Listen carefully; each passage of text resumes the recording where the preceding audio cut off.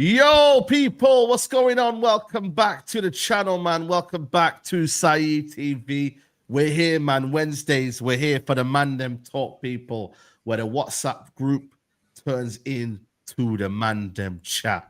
You get all the voice notes, all the messages. Listen, we're here, man, to discuss everything. Big up everyone locked in. Make sure you like hit the like button on the video. Make sure you subscribe to the channel. Man like Rance is in the building. Rance, what are you telling them, man? I'm good, man. Big up the chat, man. Big up the panel as well, man. Big up. Come on, man. Come on. Big up to Rance in the building. We got man like Musa here, man. Mr. Unqualified, but soon to be qualified. We're You already know. We're there. We're suffering. There's still no good news from my end. You know what I'm saying? I'm still seeing. Anyway, let's just get into it. Yeah, man. Big up to everyone locked in, man. The man that will be pulling up. You know the score, man. The man that will be pulling up, you know, them ones there. So make sure you tune in for that one, man. But you know what? I want to start with the Garnacho situation, man. It looks like Chelsea are still very, very much interested in Garnacho, man. This might be our big paycheck of the summer, man. Them, you know, them ones there, and we deserve it.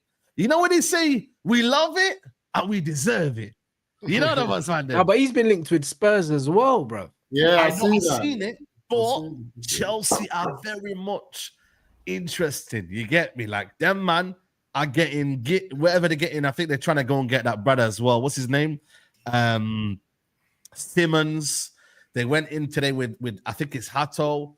But brother, the Garnacho one is still lurking, man. I think Fabrizio said today that keep an eye on the situation depending on what happens with Man United, man. And I was like, yo, Simmons, you think they still going for Garnacho? Yeah, Simmons is a central player. I think he'll. That's what I was thinking. Yeah, so that doesn't really affect the Garnacho thing. I think because Mudryk is out, that gives them Gittins and then plus another right-sided a right-footed left player in it because Sancho's left. So Gittins kind of was Mudrik's replacement, if you look at it that way. Yeah. And then Cuckoo's going to leave as well. True. And What about that? And you're guessing that Jackson's going to leave somewhere else as well. So that's, you know what I mean? So that's a couple of players there missing. One thing about Chelsea, them man know how to do clear outs, bruv. Like they don't play games. They'll get rid of 5-6 man in a window, like no problems. No problem. But what they'll do though, they'll replace it in one window as well. So you know what I mean? As much as his brother don't want to say it, but Chelsea have not shied away from this interest, bro. And United have made it clear that they're getting rid of him. And I'm not gonna lie to you. As much as I think Garnacho, what he wants to say in the Premier League, he ain't going to a Tottenham, man. No disrespect to Tottenham. I don't really see him going to Villa. Champions League football side, you know. Exactly. Like, Champions League, Kudus. The man there. Bro, there's something and London as well. No. I'm telling you. I think London, that stadium side, and you see that manager, if he sits him down, that's your manager. That's who you wanted. It's different. From going from the poet to someone who's proper got directions, he's going to be like, listen, it's mad. He's coming from Amorim, you know. Bare talk, no action. Allow it. You see, when I see, go on. No, but I'm just saying that. Look what João Pedro said, though, man. Very key, bro. We win trophies around here. I come to win trophies. That's what he said, you know. He didn't play around with his words, you know. Nasty, and then he scored that goal in the final. That's nasty work. You see what I'm going to say, bro? At least at Chelsea, he's a proper player, man. What I'm saying, though, is that them man, when they're going over there, it's in West London. It's a nice area as well in London. Yep. You know what I mean? And them man, whether you like it or not, they win trophies. And the maddest thing is, the success rate, you're not going to a club and you're waiting for Arteta phases and you know what I mean? Like, you got to wait 4 or 5 years for a trophy. Them man are saying, yo, we're going to guarantee you a trophy in your first year. You'll be biting on that medal in January. If he's going Chelsea, I need Wilcox to be saying we need Lavia in this deal. That's all I'm telling you, side. I don't want to hear nothing about nothing because Lavia is a Wilcox player. He's knows him from City time. He is. And he's a baller. And I'm thinking Chelsea, with everything, all the business they've done, if you can give them their money back or equivalent to it, like in a Garnacho, how old is Garnacho? How much they pay for Lavia? 60.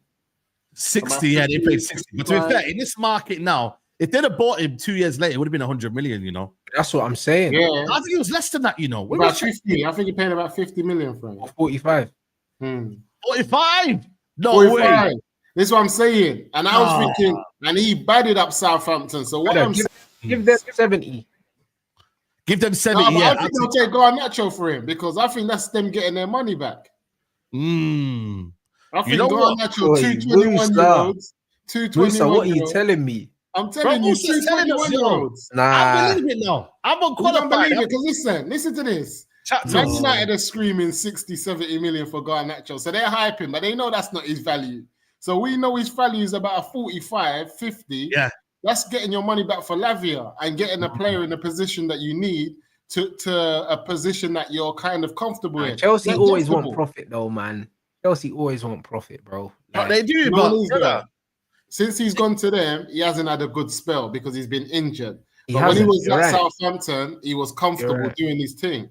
You know, United were that close to signing him, you know, United were that close to signing him, yeah, but they went and got Mason Mount instead. I couldn't believe it.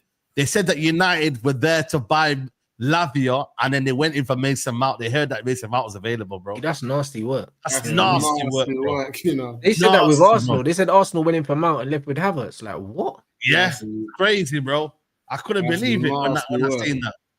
I mean, I'm looking at a midfield of, and I told you I play 3 in the park. I'm looking at a midfield of Lavia, Colby in front, Ahmad playing the 10 in that in the free midfield with then 3 forwards. This is what I'm looking at. A midfield of Ahmad, Colby, and Lavia. This is what Enrique's on. That's the type of football he's on, bro. Yeah, I hear that, but we're not getting Enrique football from this manager, bro. It's peak.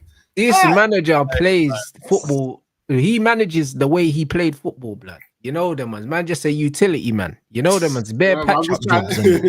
Bro, it's crazy. Man, that man bro, that's it. 1 week right back, next week left back. next week in the 6th, bruv. That's Amorim's whole career, bro. And that's how he coaches, bro. He coaches like he don't know where he's gonna play, blood. So man just out here, bro. Man just here for a good time and that. It's nasty, the football. Listen, I'm out here dreaming. I'm just trying to dream. I'm trying to believe. That's what it is, because I know. Believe it, man. I hear it, bro. I've looked at his side and I said to myself, Lavia's a sly Beleba that's not really getting time. And even when he's not fit, that's because he keeps getting injured, though. Yeah, even when better than Beleba, though. If it's fit, Lavia, I'm taking Lavia over Beleba. Yeah, he's proper. And I'm saying to myself, even when he's fit, he's got a fight on his hands to get into that midfield because they're solidifying themselves. Yeah. So 100%. I'm saying, if you look want Garnacho, they gave the armband to Enzo and Caicedo's Caicedo. And that's what I'm saying. And Cole's in the middle. And that's what I'm trying to say. And now they've got when Javi Siemens comes in as well, it's more competition. You're not wrong. So this one one that you could turn his head. Yeah, you can bend their arm for him and say, you know what? And I thinking if Man United can get Lavia in from Chelsea, because remember, we don't want none of their players. If we can get Lavia in for Garnacho, 21-year-olds, because he's 21 as well, Lavia. Yeah, Lavia's 21, 20. Sorry, lad. That's what I'm saying. I realized he was that young. Oh man. So he's young, man. By the way, I hope you man realize that United have got money, and they're just messing about with us, Yeah, they're just frugal with the money, bro. We only gave Brentford 16 M's, bro. We're nice, We've got money. Nice. And I'm sure we gave Wolves a little idiot change as well for Cunha.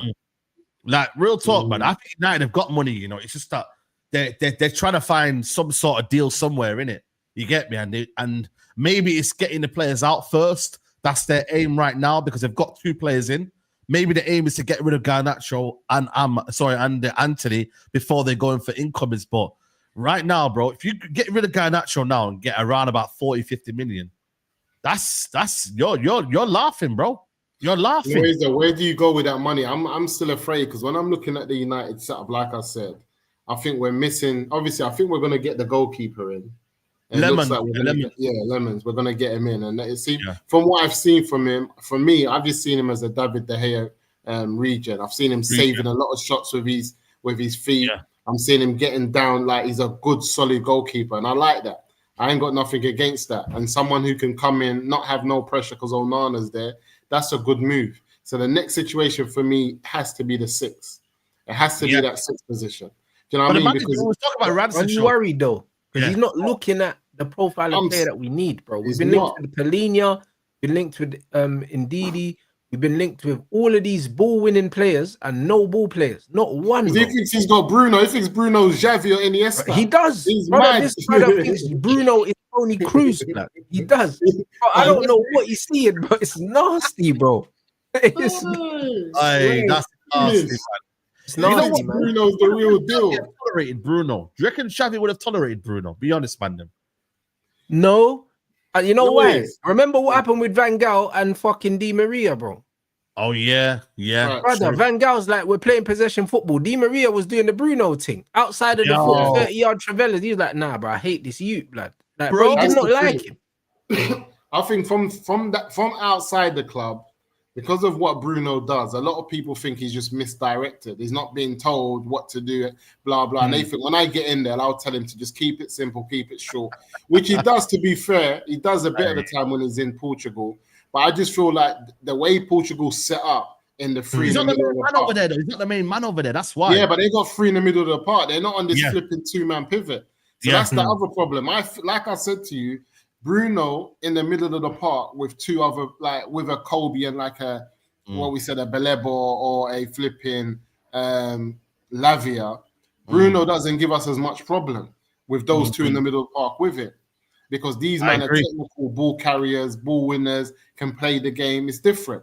But when you just leave him on your own with someone else, brother, this is what I said. He needs like a N'Golo Kante next to him for us to survive. You need a man that's just going to be on it, doing the job of 2 players for Bruno to be able to get away with the madness that he's going to try and pull in the mid. This is why, you see me, when it comes to United this season, and I'm seeing what everyone... See what? All the other top 4 teams are filling up their squad. They're not even trying to buy for the 11. They might be buying 1 or 2, man, but it's all for the squad. We're still trying to fix the 11, bro. We're in trouble, you know. Facts, bro. We have been linked with this player here, man. I was talking about it on Rance's show before. is this player here. It's called Javi Guerrero. And basically, it's a bit of I would say he's more of a box-to-box. If you look at his play here now, yeah, let me just put this on here. 1 second. Look, he's arriving late in the box here. You know what I mean? Like, you'll see now, he's not someone who likes to just sit in. He's very, very much going in, crashing in the box. Some people say he's a Spanish McTominay. I don't know. You get me? Madness. Madness. Oh, yeah, I can see it, bro. I can see it. I can't lie. Can you see it, bro? I can see the McTominay thing. I can see it. Lanky you that just drives with the ball. McTominay mean. That's what McTominay one-on-one, bro. Yeah, I can see it. I can see it, bro. I'll be honest. It's a no from me still. It's a no from you, yeah? It's a no from me. I've seen enough McTominay in there. That's a McTominay. It's a McTominay still. It's not a traditional Spanish kind of like midfielder. You know what I mean? They don't really produce these kind of midfielders, bro. That's why I don't want them. I want the traditional Spanish midfielders like Pedri. I don't want these straight. It would be United to go and get a flipping English Spanish midfielder. What are we doing, brother? Look at that, bro. That's him there. That's him there, bro. No thanks. I'm all right still. Go get me someone that wants to get their foot on the ball and you get me. That's what I need. I don't need none of that. That is McTominay-esque. That's a great shout. Yeah. That's what I'm saying, bro. You're thinking to yourself, you know what, man? He looks tired of the ball, but bro, he's actually like combative. He's getting in there, bro. But I don't know. Like I said, what works in a 2 might not work in a 3. You know what I'm saying? So he might be one of them that works in a 3 because then you can allow the 2 or the 1 sitting for him to go forward. You know what I mean? Like he's similar to what Declan Rice. Not great on the ball, but look at that. He's charging forward as well. Them sort of midfielders there, you've got to have 2 beside him, bro. Because literally, you're going to leave hole in midfield. And we're carrying on that kind of that theme, man. We can't do that, bro. That's why Richard Rios would have been so nice, bro. Or a Douglas Luiz or whoever. Just to sit there and say, you know what? This is what we're on now. I'm not going to do this whole thing of going forward and whatever. I'm going to be tied in position. Going to keep it moving. And I'm just going to be a simple midfielder, bro. You know? So, I don't know, man. I don't know what the United kind of profile is right now. Because the manager clearly seems to be not on that kind of that situation right now. He's not. He really is not, bro. And that's the worry for me, man. Because we could have a team that is dominating possession and dominating in terms of goals and whatnot, but we're always going to leave ourselves vulnerable. And that is the issue right now for this Man United team. The midfield is a key area that especially in the Premier League, bro, that if you lose that battle, bro, we've seen it time and time again with this Man United team. You lose that battle, you're finished, bro. You ain't making it back, bro. Like, you know what I'm saying? You're like Dubois. You know what I mean? That's it. Finish, bro. You ain't making it back up. You're in the ring. You think to yourself, you're like making back up. But, bro, look at the way he's moving. Yeah, it's true. If you find yourself in that situation, Pete, United is under pressure, man. We're under pressure, side. We're done, man. I just don't even waste time again because I'm looking at what's going on. Even the 2 signings that we got on, it's like we got into the team. I'm like, it's good, but it's like, you know what it is? I don't want to gas myself up to the point that I forget how important the middle of the park is. Yeah. Like the engine is important.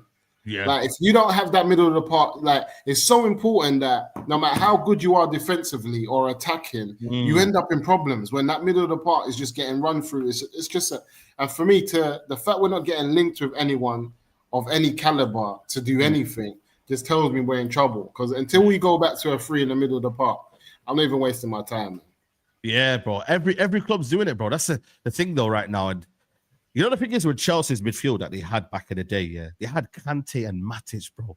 That was as reliable as you're gonna get, man. Them one that literally is good on the ball, Matic. People forget how good on the ball Matic was, and Kante, he was just that box to box, high, energetic midfielder.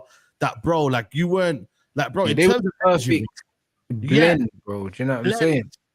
You know, like he was literally, if anything, for what Kante lacked here, Matic had. And for whatever Matic lacked, Kante had. The problem is, though, I don't want to put too much pressure on Casemiro, man. Them. Like, I hear it. He's one of our better midfielders, yeah. But, bro, man is 33, man.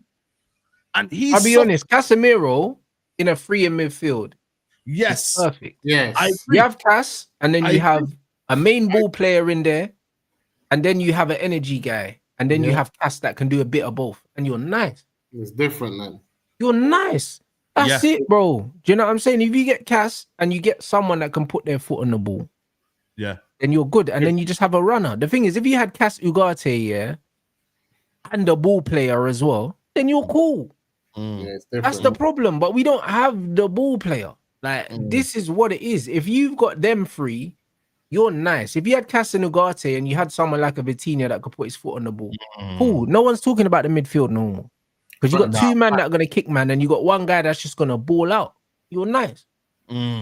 Yes. Like, you know what? Like I said, bro, and the thing is with Casemiro, like, he's the one that I look at on the ball, like, mostly the one that's confident, bro. Like, he doesn't really phase him, bro. And he's actually the one that's keeping the ball, bro. It's the problem is, though, is when you press him, and he lacks the legs to recover. And I think that's where people see most of the time. But he ain't one that's really, like, people will assume that he's the one that's giving the ball a lot of the time, though. Like, it's not, bro. He literally did that against Liverpool twice, because it was so detrimental. He's been given this kind of tag of, yo, he's not really good on the ball, bro. But the same thing happened to Kobe as well in the game.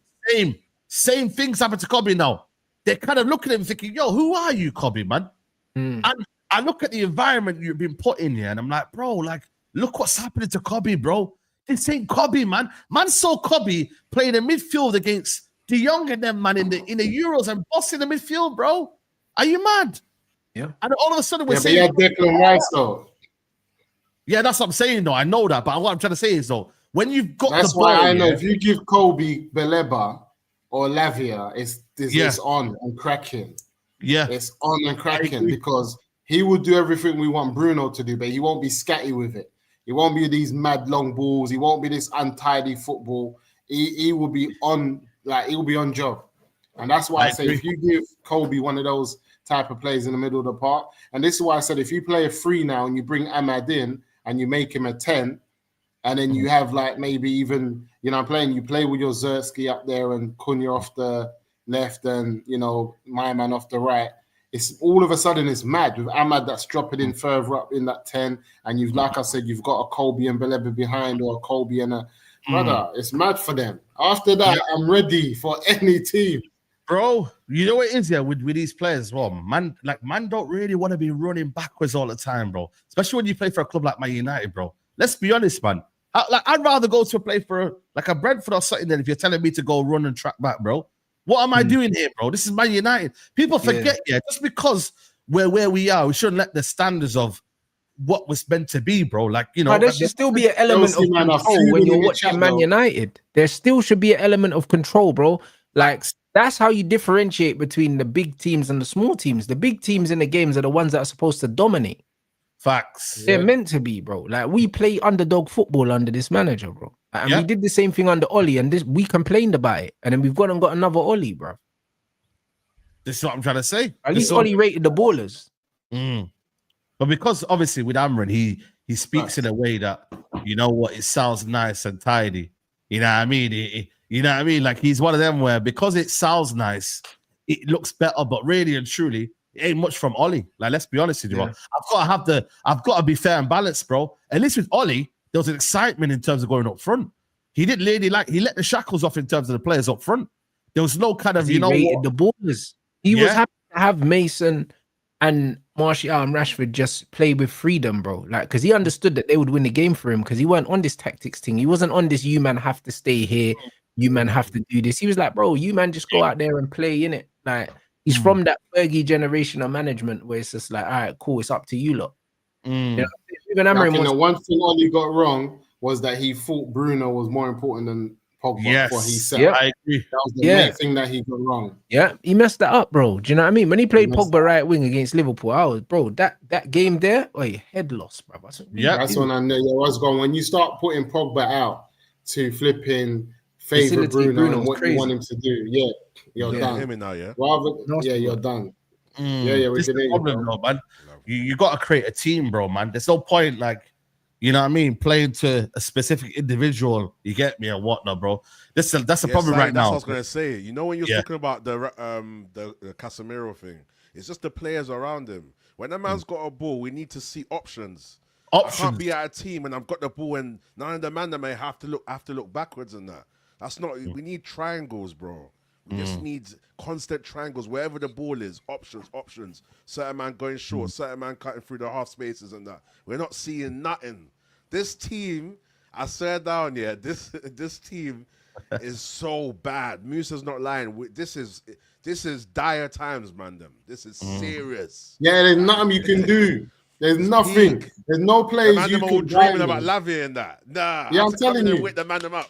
There's no Lavia. Lavia's not coming to it. You know man, why? Wake up, bro. You know what it is though, Rhino? It's because this team is so bad. You can't Peak. like it's not enough just to get. I know it's like an outfit. When the outfit is bad, you need the crepes, you need the jacket. It's not enough just to get the trousers and the t-shirt. The outfit's still there. Don't matter what's going on. And I feel like for United to be at a certain level, we need to get all 5 players in. We need 2. Anything less than that, we're in trouble still. I don't care how good you are. Yes, Cunha and Bumo, sweet. If you don't go and get that serious number 6 in, you can control the game, get hold of the ball, calm people down, and go and get another goalkeeper in, you're in problems. We need 2. We need a main man, and then we need like a Ericsson-esque as well. Like someone over here and there. Old guy. I think we got that in Kobe though. I just feel like Kobe needs unlocking. And Is it locking? I feel like Kobe, we've got it, but I feel like I get where everyone is with Kobe, but I had to go back and watch the kid, and I said that Kobe's a bad. I didn't when you think about it. Middle, though, Musa, though. 3 in the middle. 3 in the middle. That's what I'm saying, bro. Every England, Kobe's a different player, bro. Kobe's a baller at England. Completely different role to United as well. Yeah, facts. Everyone's playing. Bro, listen, if PSG are doing it free, I'm not even. The bad thing is, I'm not even saying to you, you need to even have an attacking, attacking mid, bro. You could have 3 interchangeable midfielders like PSG have got, bro, and still be devastating. You get me? If you could give me 3 that are very good on the ball, that can dictate, that can also have the running power as well to get back as well. Yeah, just give me that, bro, and I'll be happy. Yeah. You know what I mean? But because that's where football's going right now. You're not having a team that say, you know what, cool, I'm just gonna go in midfield and it's gonna be a shot alarm. You know, we don't know what's gonna happen now. We're just gonna, you know what I mean? It's in God's hands. That's it. You know what I mean? But we're just gonna have an attack. But PSG, you know what PSG's done? PSG, and this is why you gotta rate their manager. He's gone and dragged someone like Ahmad and slapped him in the 6. Bro. That's what he's gone and done. He's gone and got someone who's comfortable. He's just a footballer, like he's a baller. Yeah, comfortable. Yeah, he's like agile, everything can tackle. Like you've seen Ahmad do the right back thing, and everyone's like, right, he tackles, he's tenacious, he's all of that. He's gonna got a player who anywhere on the pitch he's comfortable, whether it's right back, left back, in the middle of the park. Give him the ball, he can hold his own. He's got strength, he can tackle, he can retain the ball, he can get it back. He's just gonna got an Ahmad in the 6 and said, this is what I want you to do, and he's just gone and done his job. And he's just popping it off, getting the ball, popping it off, running, like moving, non-stop, popping it off. He's not in the business of tackling, and people have to understand, it's 2025, the game's gone. The referee's blowing the whistle for anything, brother. Yeah. All this, you need a big man. What tackles are you talking about?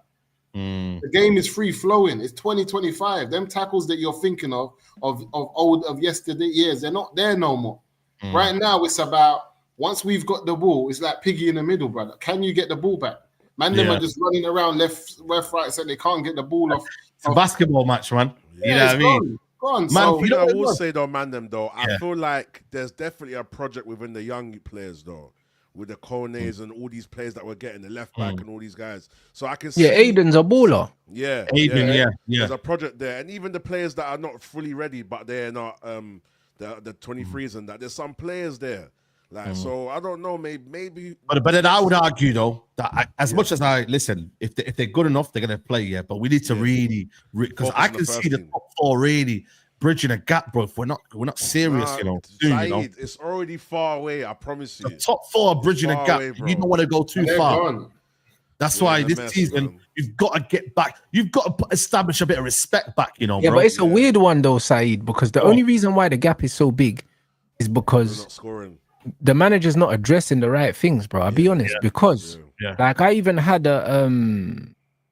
I've had rival fans even say, bro, if you look at Man United's attack, say they do go get a striker. Obviously, I wanted Mateta in it. Do you know what I'm saying? But imagine they did go get a striker like that, and they've got Xerxes and Bumo and Cunha. Like, that's quality, bro.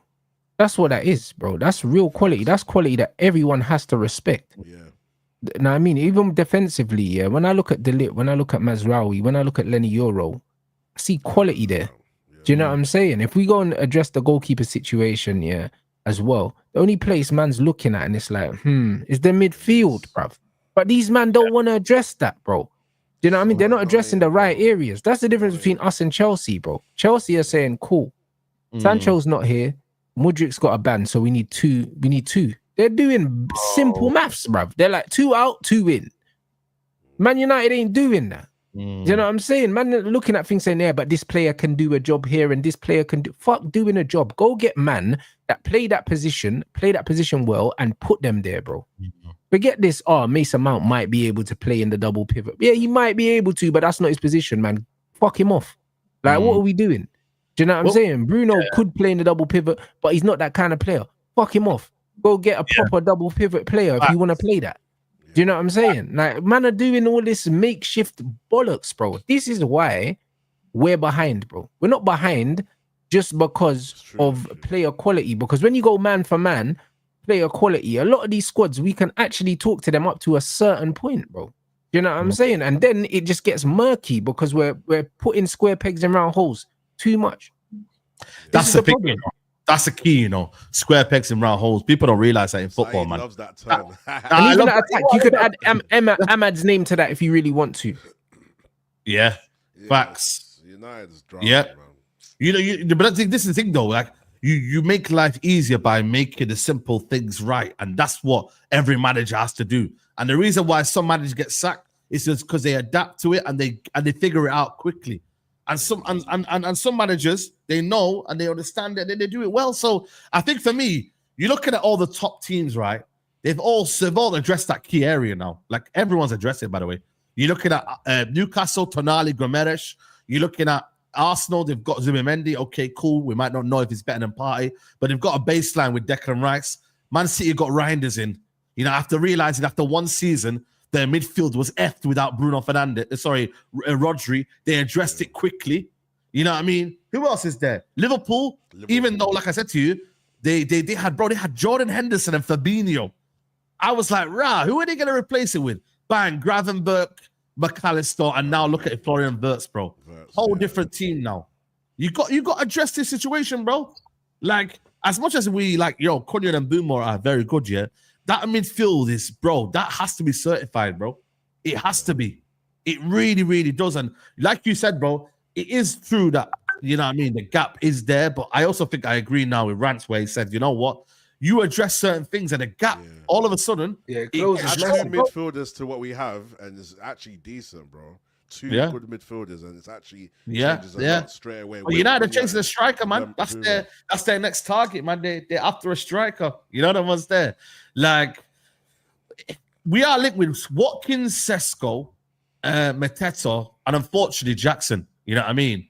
But out of the four, I'm leaning towards Mateta, and if the second one is going to be Jackson, then it is Watkins. That's what I'd lead to.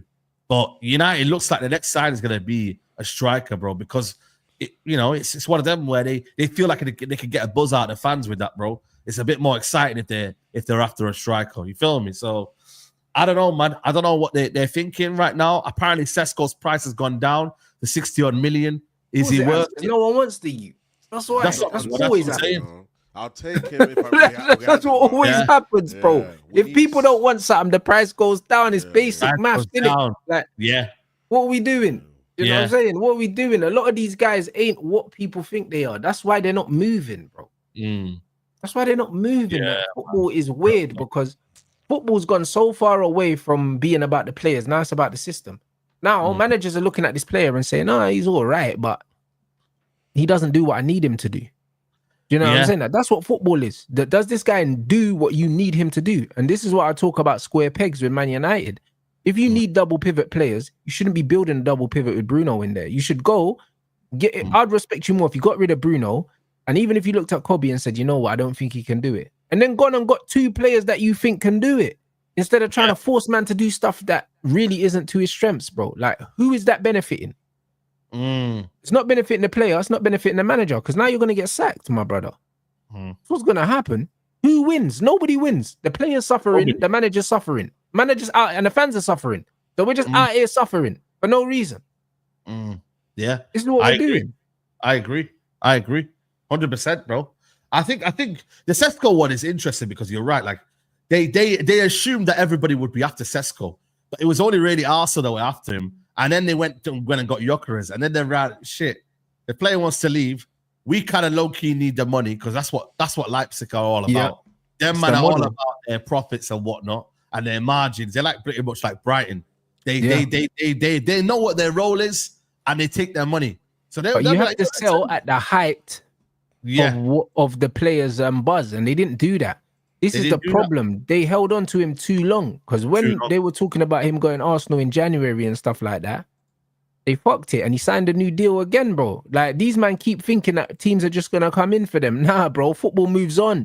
Do you know what I mean? Like, football moved on from Evan Ferguson, and it moved on from Matoma and all these men. Rants, would you take this? Would you take? But they're still where they were. Or they're at shitter clubs. Football moves on, bro. When your name is hot, you need to make the move. Then I'm telling you. Celtic have got a couple Japanese men over there. Who are them men there at Celtic that are running riot? Nah, but they always have them. I think they got scouts over there because they always pick up 1 or 2 little. Yeah, there's some nimble players out there, like in the middle of the park. Because we're looking for something different. Yeah, you know what it is? Is like even the Man United fan base. I'll hear people say, "Right, I love PSG. I love the way they play the game," and then they want to go and get me a Gyökeres who's going to take the goals away from the 10s. Yeah. You see, when you play with that type of striker, like all the balls are getting into him. You have to feed him. You have to. You have to feed him. Yeah, that's it. You have to feed him. So I was thinking to myself, when we look at Amorim's previous 10s, were any of them of the quality of Cunha and Mbumo? Has he had 10s of that quality? Not really. He had Trincao in it. But Trincao was more... Trincao was closer to like a one matter kind of 10 than he was to a man. It's not... Them man are shooters, bro. This is what I'm saying. So even if this is why in the back of my head I'm thinking he's got 2 profiles of 10s who are real shooters that he's never had. You don't need a shooter in the 9. Is it my mic? Yeah, a little bit. The mic's moving mad. Come in and out. Yeah, you don't need a shooter in the 9. You need a facilitator, bro. You know, you need someone that can score goals. But if his brethren's free, you'll pass him the ball. That's what he needs. Yeah, that's what we need, innit? Yeah. You know what I'm saying? And right now, I think Xerxes perfect for that. The move, bro. Make the move for Mateta, bro. Like, what's Mateta would be the perfect. He's the best of both. Like, he will pass first, but he can also score. Bro, what's happening with that? What's the angle with that, though? I don't know, bro. I think they've got. You know what? Yeah, I'm not gonna lie to you. I've got a little theory. They've got everyone on hold while they sort this Europa League nonsense out. You know, I think that's why I think Mateta thing. Yeah, I think that Mateta thought that Palace was doing this Europa League thing, innit? But if they are going to get kicked out, then I think he might be open to moving. I think the Europe thing was the reason why he probably said, you know what? Yeah. I'll chill. Let me take 1 more year. I'm not going to lie to you. Most African players, United's still heavyweight. Just because of where it holds on the continent. Even now, we still got one of the biggest fan bases in any country you step in. I feel like I just don't feel like there's any African players who's grown up watching United and what they've done. No matter what, I don't think it matters what Palace is doing. If we come in for Mateta, he's done. He's like, yep, I want to go. I don't think he says no. You go back to App with that United jersey. Also, the mic's messed up. Yeah, the mic's still messed up. Yeah. But I hear you, bro. I'm not gonna lie to you, bro. Like, spot on. I think for me, it's one of them, man. Like, it's crazy. Listen to me. If we did worst case scenario runs here, ended up with Jackson, could you see that working at United? I don't want Jackson, bro. Like, you know what I'm saying? I know what his strengths and his weaknesses are, but for this fan base to be chastising Xerxes, saying, "Oh, you don't shoot," and this, that, and that, to go and sign fucking Jackson that can't finish. Facts. You're taking a piss, bro. Because, bro, I had to listen to them man booing my guy, you know. Only for man to go out and sign Nicholas Jackson. Don't do that. Don't do that. Like, if you're gonna go out and get a striker, you need to get me a guaranteed a bagsman, bro. Yeah. Or else I'm disappointed. You know what I mean? I need someone that is just he's goals. Yeah. Wherever he goes, he's goals. You know what I'm saying? Like, Mateta is a finisher, bro. So I can run that. You can't sell me a Nicholas Jackson, bruv. Not after the shit that man done with Xerxes. That's crazy. Yeah, 100%, bro. I'm with crazy. you, bro. You can't sell me that. Nah, bro. You know what it is, bro? It's more so as well, like the amount of chances he misses, and his erratic nature, bro. Like, you don't, 1 minute it pulls off and 1 minute it doesn't. It's like, it's very, very much like. Bring his numbers up, Saeed. You know my thing. Bring the numbers up.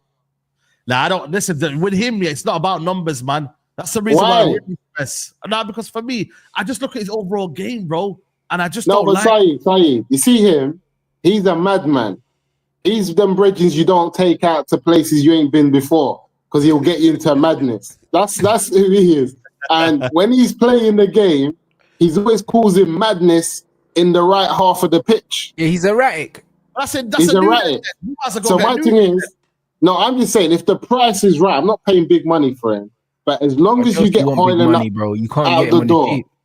Yeah, because if you get Hoyland out the door for me, even if it's 20 million, I wouldn't go for him. I'm not gonna lie. This is why society's mad. If you get Hoyland out the door for me, and you get me in a player who scores 15 goals a season with a few assists, and he's erratic and he does a madness up there, I'm okay with that.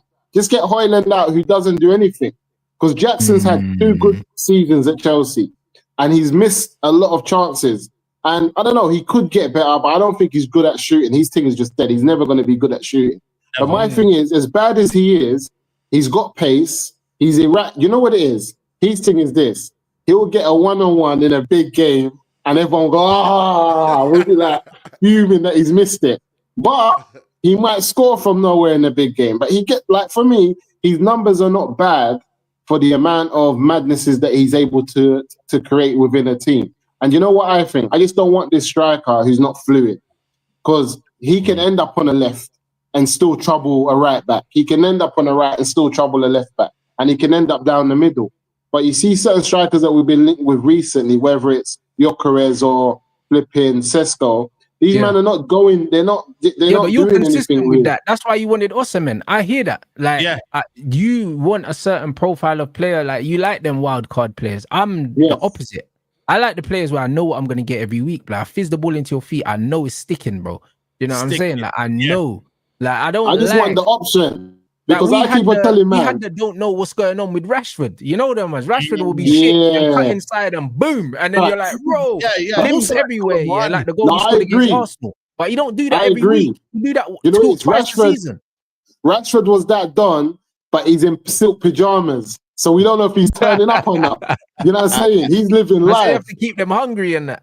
Yeah, that's what I'm saying. When you look at a man like Jackson, he's hungry. He doesn't know about not running for the ball. That's the difference. You see, Rashford, if Rashford showed United effort like flipping Jackson, I think he'll still be at the club. Yeah, 100%. Yeah. He don't want to work. He don't want to work. He don't want to work. It's things that I was pissed off with. Like, I'm not saying that, listen, Garnacho, and you look at Rashford's talent, bro. Rashford's got more talent than Garnacho could ever have. You feel me? Let's be honest. But the problem is, the problem was with Garnacho, with Rashford, is, bro, his hard work didn't meet the talent, bro. It didn't, bro. And that's the problem in football. You've got to have a minimum hard work, bro. Hard work. And if he thinks he can get away with a Hansi Flick, bro, you're going mad, bro. He ain't having he's going to work. He's going to work. He's going to work. Yeah, he's going to work. When you're seeing you're seeing players like Rafinha and them, man, running around, bro, you're going to have to work, bro, hard. You know these mad bridges, like I said. You get comfortable. It's 100%. And that is the issue. You get Brother, you see friends that play about when there's a substitute teacher. They know who to mess with. Yeah. They know when the real deal steps in there, they're the best in the class, brother. So he's just a youth that just plays games with a substitute teacher. But you see when he sees you hands said do the flip? king of analogies. I don't care.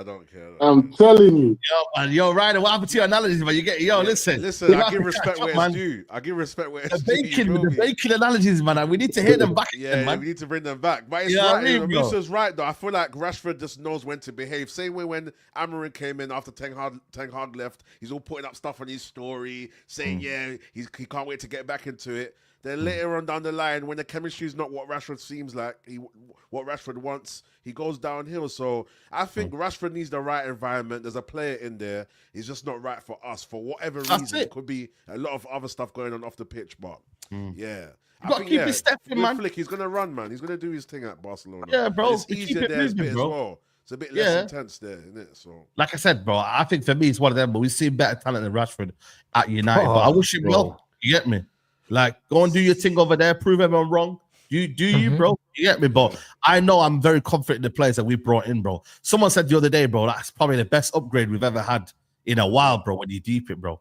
Like the best upgrade we've ever had in a long while. Kunin and Bumo. Whether you like them or not, bro. On a real level, we've got two very good players there that strengthen our attack. That's the reality of it. Even one of my Arsenal brethren here, big up Firms, he was like saying, bro, as rivals, we'll be Germany if we're not going to be scared of them two. Like, as players, as who they are, you feel me? What they do last season as well. So, yeah, bro. But it's 100%, bro. Now, facts, you have to respect that.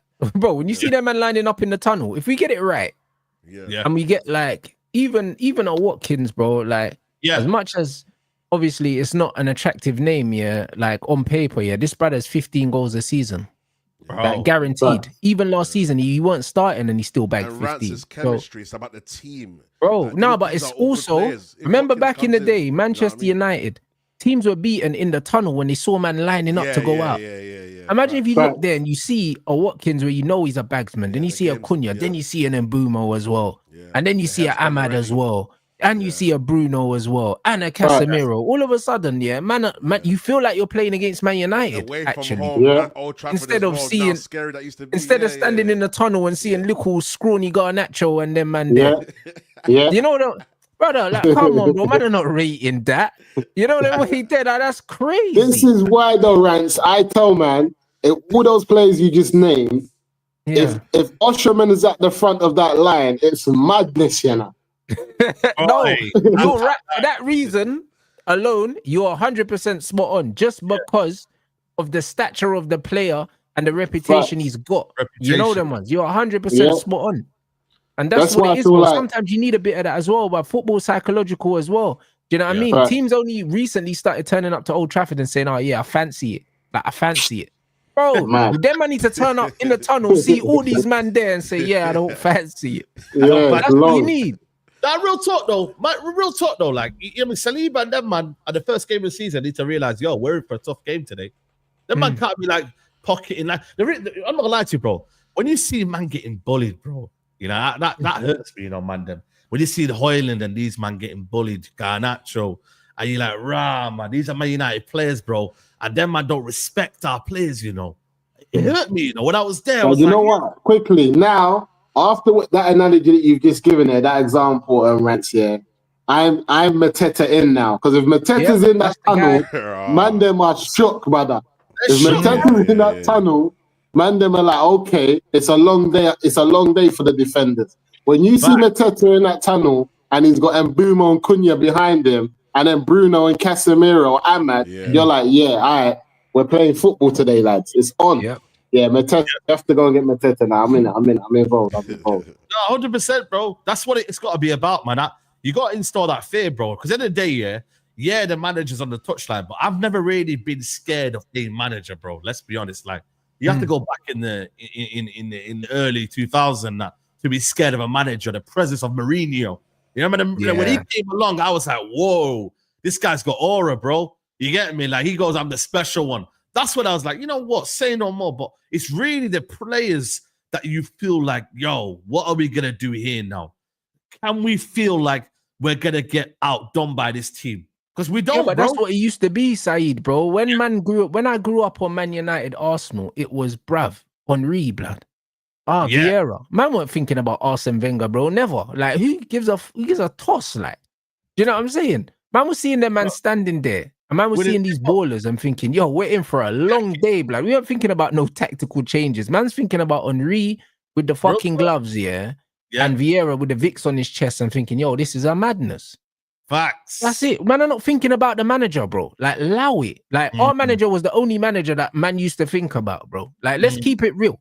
Like, everyone was thinking about, oh, yeah, Fergie time, Fergie. Bruv, no one spoke about no one else's manager, bruv. Like, facts. It wasn't about their managers. It was about the ballers, bro. And football is always going to be about the players. I know they're trying to turn it into this robotic game where you can just put anyone anywhere, but no.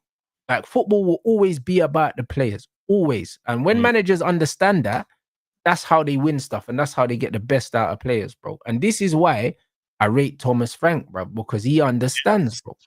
He understands the game is about the players, bro. That's the reason why Brentford could score all them goals. It's not because of no amazing tactics, bro.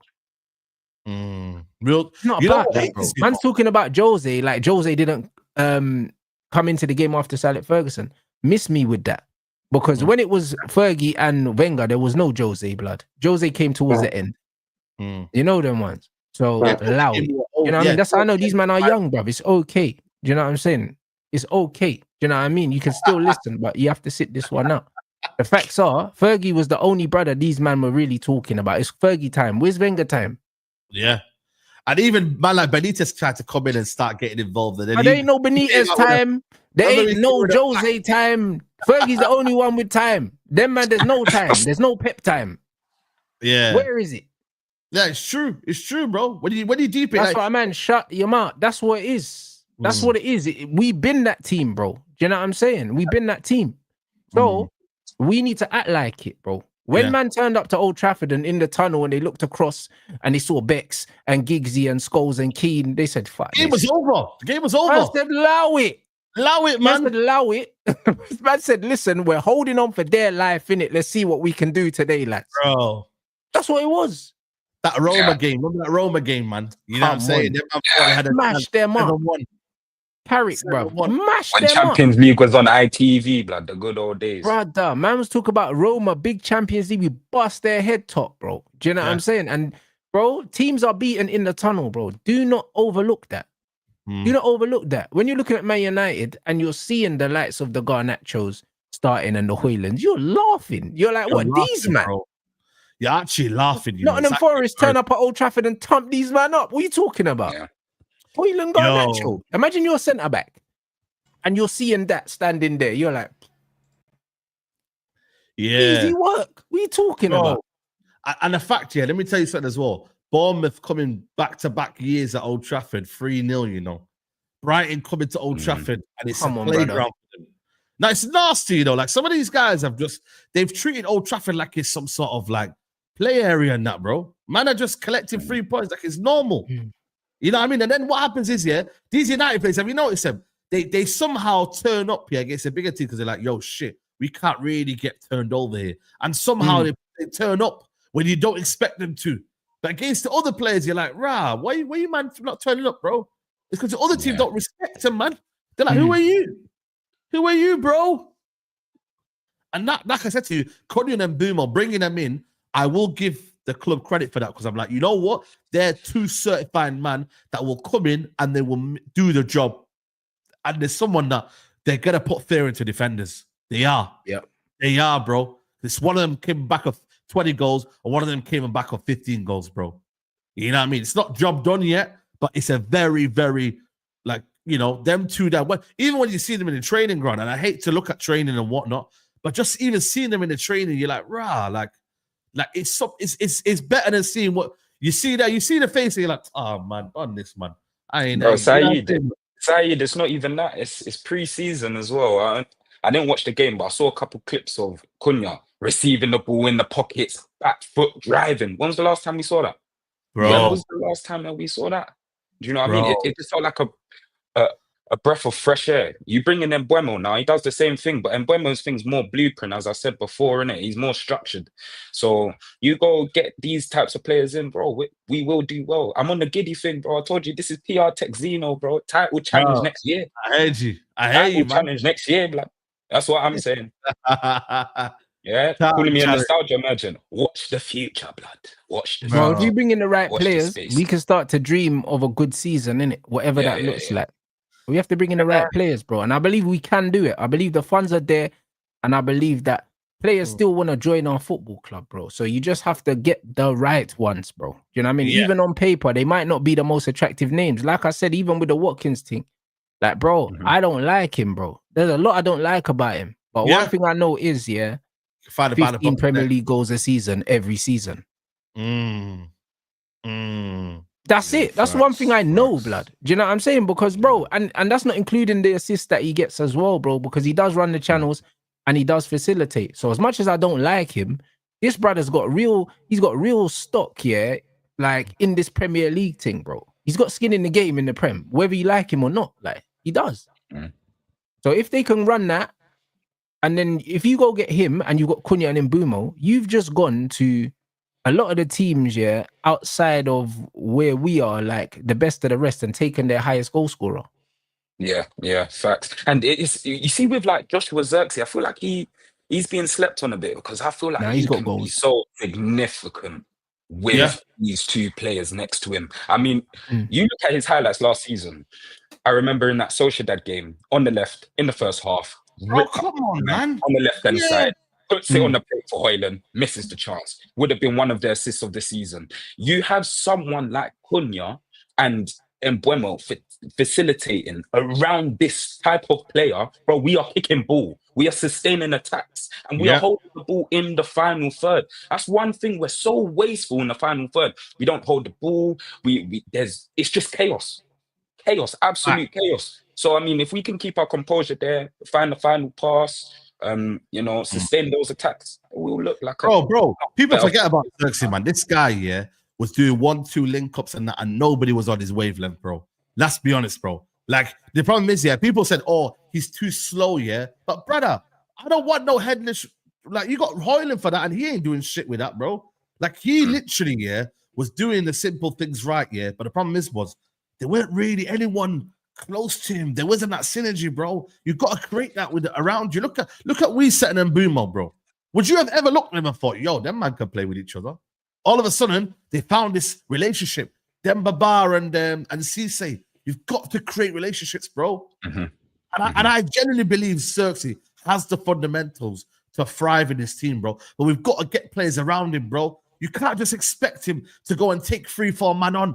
Remember that pass where they tried to say, Zirkzee's got to run and do that. And I'm like, bro, he's not a runner, man. You know he's not the blessed with running. You know what I mean? But I've seen players that were never blessed with running, and they would have been the best players in the world, bro. You know what I mean, bro? So I swear Zirkzee got injured that game. There was a game where he was doing extra running for no reason. Newcastle. And he just got injured. So I was thinking, Newcastle game, bro. He's one of our best players. Again, I remember that link up with Bruno, and he nearly bagged him. He was trying, bro. Got injured because he was carrying too much. Bro, and they tried to put him in the same bracket as Højlund, man. Get out of there, man. You know what I mean? Nah, real talk, man. Because at the end of the day, it's like, yo, come on, man. Like, he ain't on the same level as Højlund. He's better than Højlund, bro. But he was an easy target, you get me? Because he was tall, you know what I mean, whatever, and just a bit kind of maybe they thought, oh, he's a bit clumsy on the ball, whatever. Like they said, yo, see you later. But really and truly, I ain't gonna lie to you, man. I've seen a lot of things in his game. I was like, yo, I'm confident under the right manager and under the right players around him, he could do well. But it's about doing that, bro. You have to create a relationship with all these players, bro. Look at Giroud, bro. Giroud for the French international team. Look at him. You think to yourself, you know what? It's not gonna work here. All of a sudden, they're creating a relationship, and Giroud's ain't he the highest top scorer for France? I'm sure he is. Yeah. You don't do that. Yeah, he still is. Yeah, you know what I mean, it's bro? true. Don't worry, the relationships, the chemistry is gonna come. Listen, this is Blackchester United 2.0 reforming, man. You need to understand that. Yeah, the best players, the ones who are gonna be under the spotlight again, the Kobe Mainus of this world, Amad Diallo, Cunha, Mbuemo, possibly Zirkzee, Aiden Heaven, Lenny Euro. We are back. Yeah? Understand where we are, man. Do you understand? 17, But I feel like that's going to find chemistry, though, because even if you name the players like your Højlunds, Garnachos, they don't even look like guys you want to, I don't know, like get on in the changing room, etc., etc. They just want to get off about their day. These sorts of players who we're bringing in the mold, they look like they'll bounce off each other, probably play the same tunes in the changing room. Like these little things, people think that don't affect chemistry. Of course it does. Of course it does. Do you know what I mean? So it's just little things like that, man. But we're the original Mandem FC, man. Bring it back. Yeah, you're looking at Arsenal. They're trying to take that right now. Yeah, big up the I've been listening in, man. Yeah. Can you hear me? Yeah, I can hear you, bro. Can hear you. Yeah. I've been listening in actually to the whole show. I think it was really fantastic, show so far. Really, very insightful, intelligent football conversation. I genuinely big up to all you guys. I like the tone, 100%. I think our brother is taking it up there, making it Mandem United. You know what I mean? But I genuinely think football. I think what Rance was saying. Football is. I mean, we all know we played football, so we know that it's chemistry, it's relationships, and the lack of midfield is worrying. And when you got Omar Barrera, Potato Head, and you got Wilcox, the upcoming guy, and they can't see with their own eyes what the F is going on, and that's why when I keep looking back at that article where they're saying that Wilcox is distancing himself from Amorim. I don't know if any of you guys saw that. I ain't seen that. You can see though. You can see they don't see eye to eye. Yeah. I just look at it and think the chemistry. I really think I pray and hope and well. First of all, they're both healthy. Cunha and Bermo and every Man United player is healthy. But especially those two, because they come with a price tag. They're coming with pressure. And you know what the media is like. You know what these football clubs are. They're going to plaster them everywhere. I'm hoping that they're mature enough. They've got the football intelligence right now to understand where they are, who they are. And they've got over a billion fan base globally that will absolutely get behind them. So I hope that the first thing I wish them is health, because that's the most important thing. So if they're not healthy, they can't be on the football pitch. But the second thing, I think I agree with a lot what you were saying, Rance, in terms of what bagsman. I've never been about one bagsman, and I think I agree what Musa was saying earlier in the show. Musa was saying that we need people who can facilitate. The two of the best players instantly are going to be Mbeumo and Cunha. We already saw that Cunha looks like he's playing a different game to the rest of the man that we saw. And people are like, oh, you can't read into preseason. Yes, you can. Because preseason is, you know what's coming during the season. I'm not talking about result. Manchester United could have got bumped 10-0. I'm not asked about result. I'm asked about how they approach players and what we're going to do. And you saw the lack of involvement in Ahmad and the rotation that he did. He caught Ahmad out. I don't know how long. Like, he waited 30 minutes before he, you know what I mean? He brought Ahmad in. Like, you need your best players. If you're going through the centre, you need your best players to operate in central positions. But I don't mind he can experiment what he needs to experiment.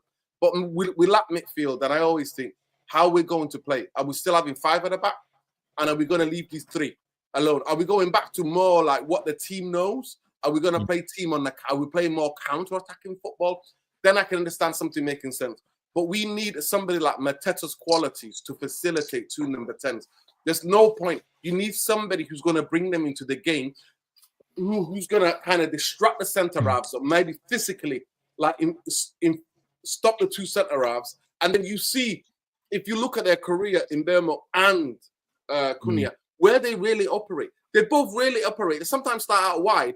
They're super intelligent footballers who sometimes go wide, sometimes, but they like to operate in the pockets. They like to do those little, you know, like give and go, that quick pass. They like to like have the shot on the turn. So we need somebody who can actually. Mateta is the perfect guy. You know what I mean? Who can bring the ball up. When I look at Watkins is another cyborg, man. No disrespect to him, but the kid that he's running the shadows, isn't it? He's a similar profile to Gyökeres. Yeah, yes. That's what he needs space. He's not a guy who's going to hold and facilitate. Now, I don't know. I've never seen him because Villa never played it like that. They didn't play like with 2 or 2 10s behind him. They played that Rodgers kid behind him. Yeah, Rodgers. Yeah, he connects, and that McGinn sometimes. But we need somebody who can occupy. Like, for example, first game of the season. Can we get somebody who can occupy? And we already see what Mateto's done to those guys, Saliba and the bullied them, bro. He bullied them. Yeah, he bullied them. He absolutely bullied them. He bagged. I mean, also scored. Like that game where people were like, he scored goals against them. So we need somebody like that, and that's what we're gonna get the best out of. But the most important thing for me is who plays in the centre backs, and who do we play most of the season? Because for me, Maguire, he alternates the game. I think Casemiro can play, but no way can Casemiro play next to Bruno for me. I don't see it working unless the wing backs come in. The wing backs are in midfield and they're not playing back five. Unless you got the two wing backs who are coming in to support and actually fight and or outnumber teams that are playing with three in midfield. Unless they're doing that and they have the perfect rhythm to do that, I'm not seeing how it's going to work. But we need a facilitator. We need somebody to facilitate. And I always believe the best Manchester United I've ever watched, they never relied on just one person up front. They relied on the way we play as a team. How do we function as a team? And everybody loved up Van Nistelrooy. I actually didn't like watching Manchester United during Van Nistelrooy because the whole team played to him. Yeah. And I never wanted that. So anytime when he was injured or when he got subbed, the game, they had to figure out how else to play. You know what I mean? How else we can do. And I think what a lot of people were saying about how systemic football is becoming now, how robotic football is becoming. Yeah, football has always been about the players. It's about how much chemistry your players have and how compatible they are to advance each other's attributes. That's what football is. And we were a club that was built on that and had the stability that was built on that. And that's why you could have done, you could have John O'Shea coming in the midfield. Phil Neville, I forget, I was in a space the other day. People are telling me that Diego Dalot's better than Phil Neville. Are you on crack? Phil Neville was the guy that was, I swear to God. I swear to God, don't let me start naming people. That's a random space. David Shame. And I'm like, yo, what are you guys smoking? That Diego Dalot, Phil Neville was the type of guy that we bought him against the big teams. We played him centre mid, bro. Centre mid. My guy is doing a job, winning the ball, giving it. Bro, Phil was slightly better than Gary, bro. It's just that. He was more technical. He was. It's just that Gary nailed down that position early. That's all. Yeah, because he was older. He came in. They weren't hearing it. They were not hearing it. And I'm like, I was there. Like, I think what you would say to them, man. Some of these users. But he went into Everton to play level. I was there. He went to Everton and captained them. I was watching it. I was Come on, bro. Phil could play right back, left back, centre mid. What are you talking about? He played against Arsenal, bro, in the game where we beat them. We beat them and he bullied them, bro. So as a certain guy, man. At the end of the day, so the point what I'm trying to make to you is that when you had a base and a foundation and stability, you can play different things because you're giving them specific instructions, how they're going to, and they know the standard already. They know what the standard is. And unfortunately, with this football club, we don't. And the idea that we finished 15th and we're not signed like midfield players, for me, and even a centre, I think we need another centre half. Like I said, Martinez, for me, I think he was a brilliant signing, but that he's gone with that Ten Hag. And now that he's getting these mad injuries, I don't trust him. There's certain players that I don't trust. More fact that I actually feel sorry for most United players. I don't trust the medical department. I don't trust medical department is getting sued for a reason. And I might even have to apologize to people like Phil Jones and even Luke Shaw and go, you know what? Maybe it's this medical department, what they did to Pogba, what they did to these men, what they've done, like to Rashford, what they did to Martial. So at the end of the day, how I look at it, I just think Manchester United need a midfield player. And the fact that they're letting it be known they want a defensive midfield player. I'm like, what the fuck is Ogate then? You spent 55 million on my like, what is he doing? Man. I think that was a mistake. What are you doing? No, Saeed, it's not even a lot of calls. No, Saeed, I actually think he would function heavily if you played in a 3. If you played, I agree. I agree with that. Heavily function, and he actually would facilitate and do the running for Casemiro. We just need somebody better on the ball than Bruno. Because Bruno, I don't know if you saw the quotes that come out from him. He's like, I give the ball away. Like, he takes pride in it, like I give the ball away. I don't know, you man said, I think it was last year, the interview was someone, he was like, I give away a lot, but when I get it right, the team wins. I'm like, listen, bro, you're making it out like you're Lionel Messi. You've got the prime Barcelona, got the whole opposition pinned in their own 20-yard box.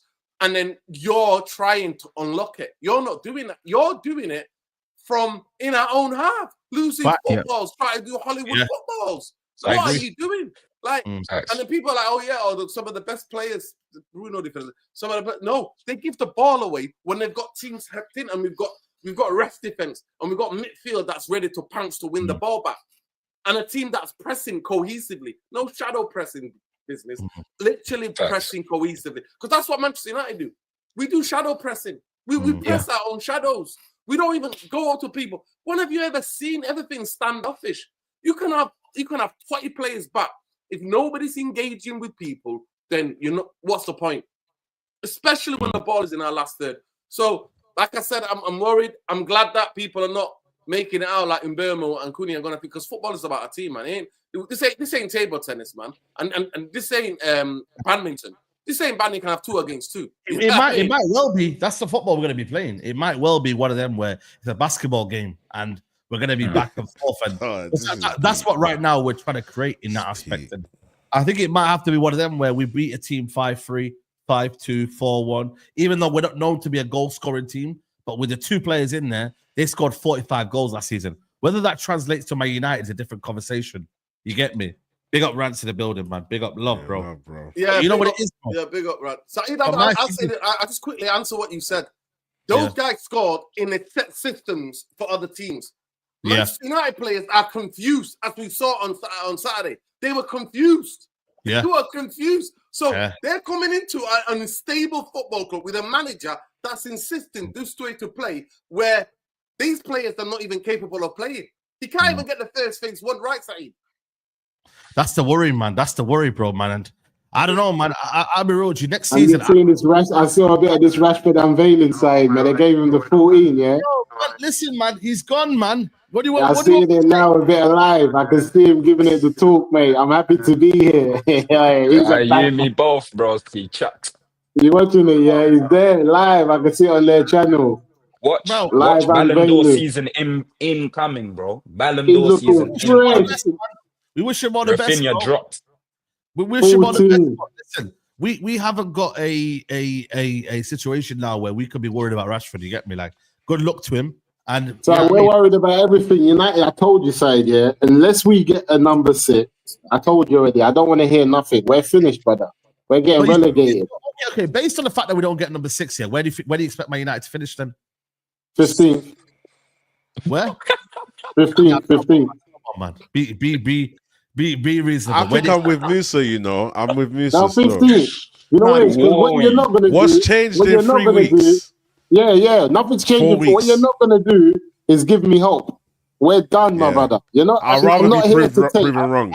I'm still, for me, I'm expecting United to get into Saeed, you know what it is though? Sorry to cut you off. I think for me, it's just more the element of how we play as a team. There's no chemistry, there's no synergy, there's nothing. If we can start to see some connection and you start seeing it, then I'll have faith. If we watch the first 5 games and I'm seeing everyone playing together, then I might change my mind. But there's just no chemistry. I think it doesn't matter who we get. They might have individual moments and that here and there. In Boomer might bag a few, Cunha, boom, boom, boom. But it's not going to stop the overall problem. The overall problem is too much. I don't want to be negative. I don't want to be like, but we have to keep it real. We have to keep it a buck. Yeah. Rhino, it's facts. It's not rough goalie. Rhino, you said you wait and see FC on Ineos. Ineos are losing it for me. They're losing it for me. I feel like, you know what it is? Where are we, Rhino? You know what it is, yeah? Fallen Soldier's gone. Idios. Yeah, like, they let me down still. Soldier, let's get 10-second silence. Another fallen soldier. 10-second silence, man. Yeah, man. I lost the faith with them, man. I think the summer window was very important for me to see what they're gonna do. I like who they've brought in so far. My mind could change if we was to get 2 midfielders, a goalkeeper and a striker, I'll be shocked. But obviously we know that's not going to happen. That's a lot of copium. And I want to be positive and I want to look forward to the next season. But a part of me just has to keep it real. What's really going to change? We were so bad, and man, there's just too many problems, man. I'll tell you some good copium, man. And I think for me, this is what my kind of mindset is going to be. Yeah. It can't be worse than last season. Of course it can. No, man. It can't be worse than. It can. It's not the standards. It can, you know. Brother, the car park was maxed out. The decibels, you know the decibels. You see, I reached decibels in the car park. They maxed out to a high, it can be worse. You know when you get the phone notification? I had the phone notification telling me, "Yo, it's too loud. Warning sign." Turn on your headphones. Yeah, bro. They said it's too loud. It can. You know why it can get worse? Because the manager, because Amrin's here from the start of the season. He weren't here from the start of last season. Now he's here from the start. Yeah, but I'm saying to you, man, it can't be as dark as 15, as dark as 1 win in 3 months, as dark as absolutely getting battered week in, week out. Brother, it can't be, man. I'm telling you guys, I know it sounds mad, and I don't even want to hear it, but with Cunha and Boomer, at least there is something there that in them certain games we can win. Saeed, you're dreaming. Listen, Saeed, I've come to realize the only thing getting United out of problems is football. Football. It's not individuals. It's not play. It's football. Unless we start playing football, we're not getting out because there's no cheat codes. There's no, back in the day, there was cheat codes on pro. Like you could just run down the wing and just always get the goal. They took that out of the game now. Yeah, I remember. Who was it? Adriano. Man used to Adriano, no cheat codes on pro. ISS. Remember ISS? Adriano was peak. I remember Adriano.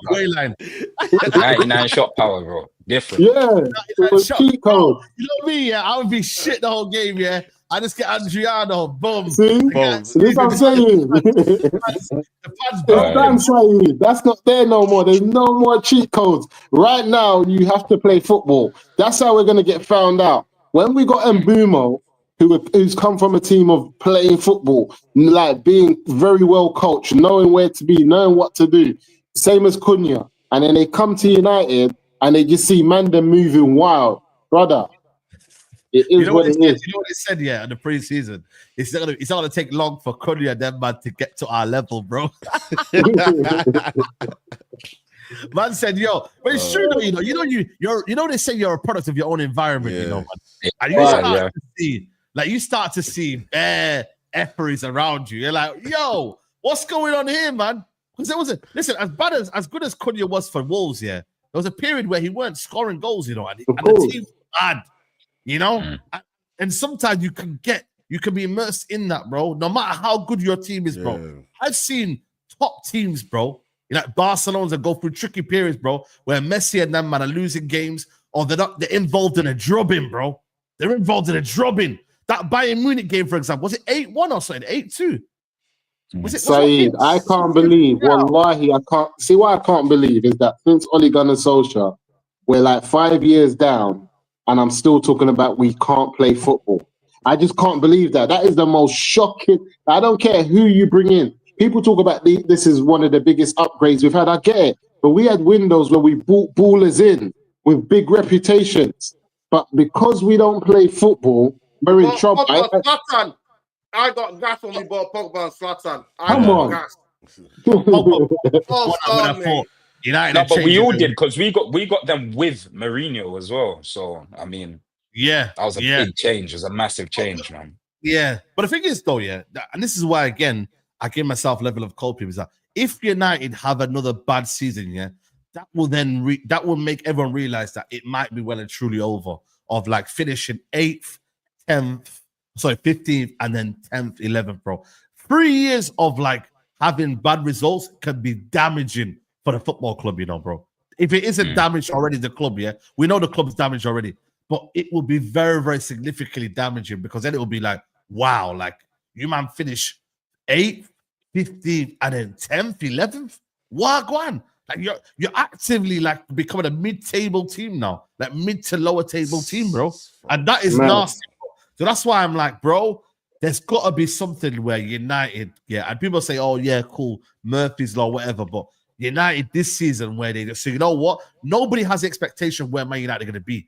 This is another thing, by the way, that I want to let you know that we as a fan base are already feeling low. We as a fan base already haven't got high expectations, Maybe that might be suited to Man United right now because the last time we all put United on this pedestal and where they shouldn't be, we then get very, very disappointed. But if we say to ourselves, you know what? We're not really going to get top 6. We don't know where we are. And we just take it as each game as it comes. And we don't really have an expectation of position. We know what we have to be, but we don't say to ourselves, we've got a definitive kind of almost that position we've got to be at. And week by week, it just gets better. If that happens, then maybe United, it might be better for United in that kind of role with one game. Nah, I don't see it happening. Nah, I don't see it happening like that, man. Because this squad, no, but this squad and transitioning reminds me of that Liverpool squad, man, when they had all Dirk Kuyt and Ryan Babel and all of them, man. And it's like, them lot will challenge or they will have a few good games. They may beat United and Torres may dubs up Vidic and Ferdinand one game.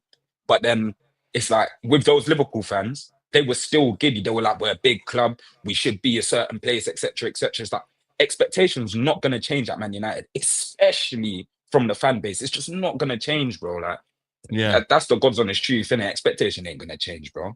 Everyone's going to have high. Think about it, yeah. Think about this, yeah? Because we're obviously speaking about what's going to be a good season and a bad season next season. Now, even if United finish, I don't know, 9th or 8th, significantly, if you look at the stats, if you look at the numbers don't lie, it would look better than last season. But come on, bro, deep it.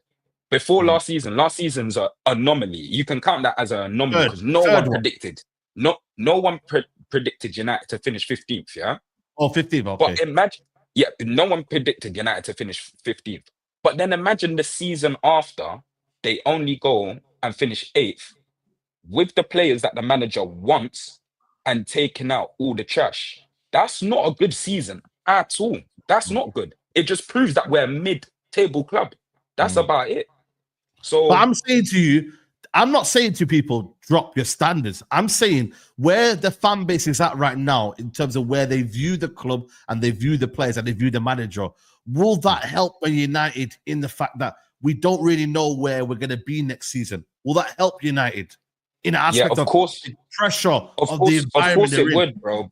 But the reality is it's not gonna happen, bro. Like, of course it would. If everyone changed their expectations, if everyone thought the same way we did on certain players, scenarios, context, off the field things, etc., then yes, the fan base would be more together. Why do you think this fan base is so split and apart, bro? It's due to expectations and the fake expectations on certain players, etc., There's so many different things, bro. So I don't think we should be focusing on what the fans think and what the fans do for the club. It's about Ineos and what they do. It's as simple as that. Yeah. By the way, Chrissy, I'm not speaking to you to say that, bro. What I'm trying to say to you is, bro, you got to remember, like, just don't be disappointed at the end. Innit? I don't know what you, unless you're going to go out there and protest, then don't be disappointed, bro. And don't demand from, you got to demand them from Ineos, more so from the manager. Right now, it's Ineos that you got to demand from, and you got to go out there and protest. Because that's where really and truly expectations come from. There should have been a riots this summer. Why wasn't there no riots this summer? Really and truly. There should have been riots outside Old Trafford. We finished 15th. is mad. Now when you actually deep it, but we're really, really soft when you deep it. We finished 15th, they kept the manager. And bro, there would have been a riot outside AC Milan, Real Madrid, or the top clubs in world football. They would have been. But it was like, he hasn't got his players. So it is what it is. And that's the reality, bro. And that's why it's mad, because they finished 15th and they've just come out here, refused to sell Bruno for 100 million, playing games with trying to stretch contracts for signings over 5 years so they can pay as small as possible. They tried that stuff with Cunha, that's why it took long. They said, no, we don't want it over 5 years. Give it to us in 3. Like, they're playing games. They've only spent around net so far this summer, I don't know, about £35 million. If that, 27, I think. That. Yeah, so it's like, what are we doing here? They're playing games with us. And that's the reality. And this is a team that finished 15th, You would think that they only needed 1 or 2 players to complete the flipping 11 to go for a title challenge. You would think that they've got everything and they just need 1 or 2 and then we're good to go. And then you're looking at, what Arsenal's bought in, Liverpool's bought in, Chelsea, City, Spurs.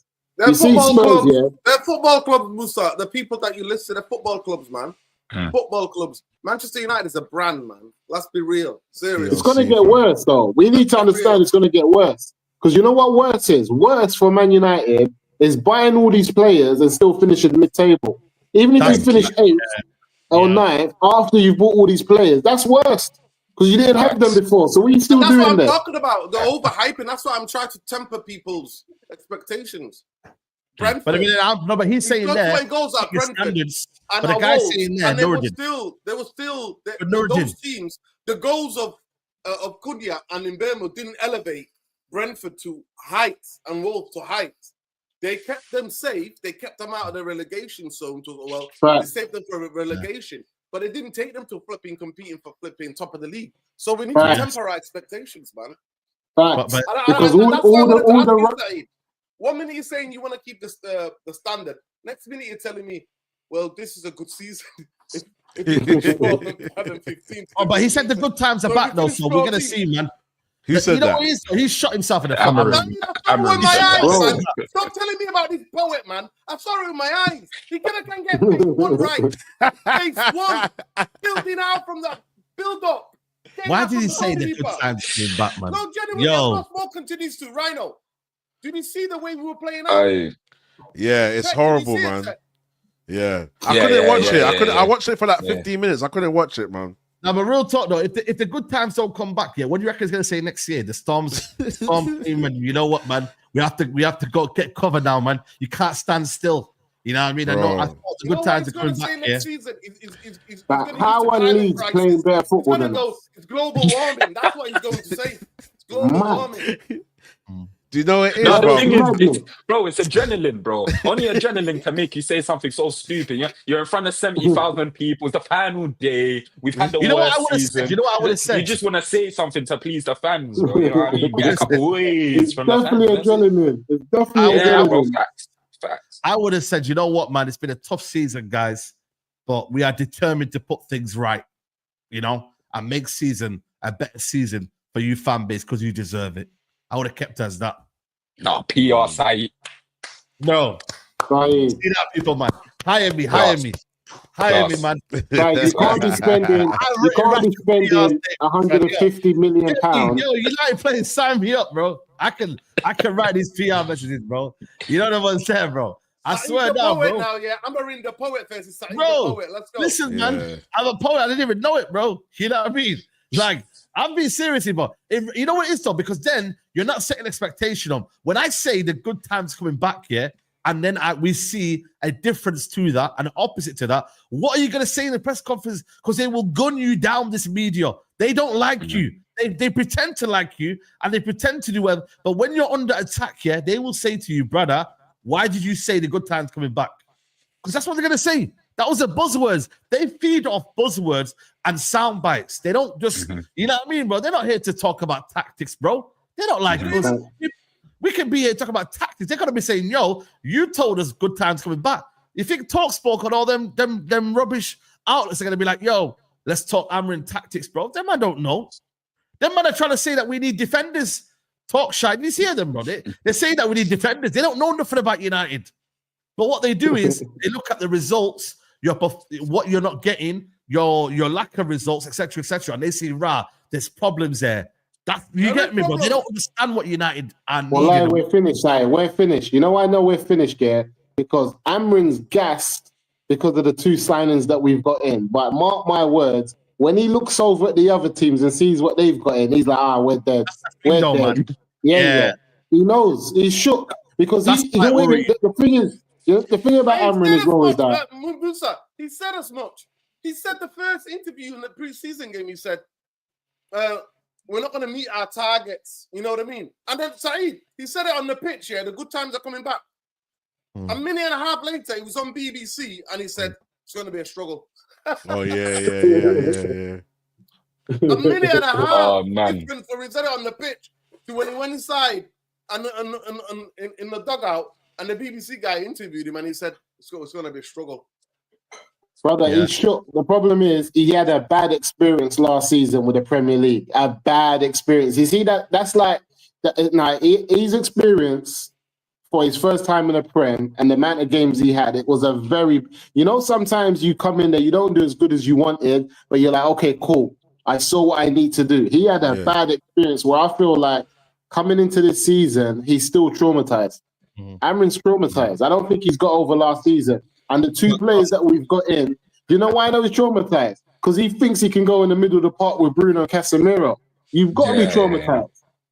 What are you thinking? Seriously, listen, Musa, big up from Brazil, man. Big up from Brazil. Yo, big up the brothers. Big up the Brazilian people. Big up the Rio people. Big up the what they call the place where I went to, Salvador Bahia. Big up my people in Salvador Bahia, man. Big up Felipe. Hey, if you're watching, you know. I'll say it, Saeed. Genuinely, is it just me? Correct me, please, the chat as well. But did you see, when he first came into the job, he had that swag thing going on. In the preseason, the man looks like he's half sleepy. Is it just me, or does my guy all that? It's a travel, to be fair. I'm gone out of him, yes or no? Is it just me? Nah, is it just me, genuinely, or did he look like full on? He's still got his head down on that. He's got his head down and still, like, when he does that. He's a deep thinker, man. Like, you know what it is, though? I ain't gonna lie to you, but sometimes I feel sorry for him, That is what you're thinking of shit. He's the fucking deep thinker of fucking shit, deep mate. thinker, yeah. He's just a brother. He's just a brother. He's a guy that shouldn't be on the block. You know that man that you catch luckily, and you say to him, "Yo, you're a good youth, man. You shouldn't be here, man." You know what I mean, man? You let him off. And you say, "Yo, brother, you're a good youth, man. You go home, man. Go home and start studying." You know what I mean? Like, that's what it is, bro. He's a good youth that became a roadman, and he shouldn't be here. Really, truly, like he's just he's a nice guy. He shouldn't be in a job where it's as toxic as this as well. Like, he's coming to a big fire, bro, and he shouldn't be there, bro. Let's be honest, bro. Like, he shouldn't be. At his age, I don't think it's that, with a lack of experience, I'm not gonna lie to you. There's some jobs here where, bro, I ain't gonna lie, bro. You need the personality and the character to really get out of this problem. And I don't see it, man. That's why, for me, I don't think it's personality and that, I genuinely think, I'm gonna stick on this point. He shot himself in the foot when he first come to United, and he said, "I'm gonna play this way, one way, and one way only." And I respect that still, though. Has come to United post Fergie and made that statement. He almost feels like he now has to run with it. I honestly think sometimes he goes to bed at night and he's like, should I change it? I should change it up. I should be a bit more pragmatic. I should, try and accommodate the players that I have right now. But because he's made that point, he now thinks if I switch it around and it doesn't work, automatically I'm going to get fired. I'm going to lose my job. So now I'm just praying that my system works. I need my players. Get me my players, get me the data, the system, all of that bullshit, blah, blah, blah, blah, blah, blah, blah, for it to work. The guy is stubborn. You do not get battered from pillar to post nearly every single game and not think once to change it up. But he messed himself up, innit? I want to ask you this question. Let me say something. I always say, innit, die by your philosophy, innit? Die by your way of thinking of football. But when you know specifically that this squad that he took over was only good at counter-attack football, you don't do that. If you're and the only way where you back yourself, everybody, is that if you promise 3 players in January and play 6 players in the summer. Yeah. So then know you're gonna change. That's what I was hoping for. That's what I was hoping for the long-term game. Yeah. I think we all thought that was going to happen, though, because that's coaching. That's what you should be used to, though. That is genuine coaching. Breaking news, bro. Yeah. King, breaking news. I knew it wasn't happening, and I've said so. The videos are out there. I knew it wasn't happening. I knew it wasn't happening. You know what it is, though, with him, though, yeah? You know what it is with him, though, yeah? I look at my man, and I'm not pissed off the way I am with Ten Hag, though. See, Ten Hag, he started coming out with this whole... You know what I mean? I'm not, what did he say? I'm not Harry Potter and that. And he's trying to justify. At least with the manager, he comes out and says, yo, we should have done this right. We should have. He explains it well, like, what happened tactically. You feel me? That makes it worse, though, bro. That makes it worse. Imagine if a girl's wronging you in a relationship, bro. She says, I know I'm wronging you, and I'm still going to wrong you. Any sense? But also, though, okay, I'm not going to justify cheating, yeah. But what I'm saying to you is, though, there's a right way of owning up and being honest about things, yeah? If a man says, yo, listen, I effed up, I hold my hands up, it is what it is. But if a man says, yo, listen, bro, that's what I do, innit, man? You know what I mean? And whatnot. He's got this arrogance. He's got this arrogance about him, yeah? And he's really pissing you off. Like, Ten Hag pissed us off, bro. But Saeed, I think they're both just as bad. They're both just as bad in a mad way. I agree, bro. In a mad way, trust me. Still the same results. It's still the same results, yeah. But what I'm trying to say to you is that, yo, we can at least tell, man, yo, you can go free and we're not going to do anything to you. Yeah? But you see, Ten Hag, we're holding you hostage, brother. You get me? Like, you see, you know what I mean, bro? Like, you ain't going anywhere. You have to pay a ransom for you to leave. But at least with Amorim, you can say, you know what? You're a good guy. Go back home and do your thing. Yeah, he's a That's miskin. it. He's a Yeah, miskin, but bro, it's like imagine miskin. there's two different victims on the block. Yeah, there's one after you punch him up. Yeah, he's always chatting behind your back like, oh yeah, I'm gonna smoke my man. The next time I see him, I'm gonna smoke him. But when he sees you, nothing happens. And then you get the other victim when after you finish punching him up or whatever, blah blah blah blah blah. He's there after like, yeah, man, I deserved it. Still, I deserved it. I know I should have ducked this way. I should have ducked that way. But next time I'm going to get him. And then you just still snuff him the next time. These are two different victims, bro, in two different types of way. And both of them really do need to leave the club. It's as simple as that, innit? They needed to leave the club, bro. Amorim's not a coach, innit? Clearly, he's come in, he's got this arrogance. He's got a bit of a personality about him from what I see, innit? But he's very, very stubborn. And I even see in the comments, is he stubborn or stupid, innit? It's one out of the two. Is he stubborn or is he stupid? Either way, I'm just like, yo, listen, bro. Just keep it moving. I'm never faulting, Saeed. I'm never faulting for a coach to believe. You never be in the job, though, when you know what? Listen, at the end of the day, but what does it tell you? That's Amorim. But what does it tell you about the people who bought him here, knowing what we've got? What the squad that we had? Yeah. What does that tell you? What does that tell you? And that's where. So, do you trust these man to go and get another coach after this? That's going to actually be compatible with the players that we have. I don't. Yeah, think so. I agree. Let me get these super chats, people, before we conclude the podcast. We need to stop playing around. Get Belebos and Adiwale. Lavia with the Medical United team asking for trouble. Big up, please chase Jackson and leave Mateta alone, says Eagle Eye Football. Shout out to Eagle Eye Football. Big up, man. Big up, man. Lavia, Leslie is more your level. I wouldn't mind Leslie Okuchoku. I can't lie to you. I think he's a decent player. If Jackson from Team with George United, the window is a failure, no matter who else comes in. I want nothing to do with buying Chelsea bomb players. Bring me Onana, Watkins, and a goalkeeper. We make a European charge. Boy, man, like real on that, or really on that. I hear you, man. Gurge was right there, says MJ, and we got Ugarte. Brother, we could have got them both for less than what? Why can't we get both, by the way? Why can't we sign two midfield players? United can't do that, though. Why can't this football club sign two midfield players? What is it about this football club? That's why, genuinely, I think there's some sabotage going on in this football club. 100%. In 13 years, the last midfield we had in terms of balance, Pogba, Matic, and Herrera.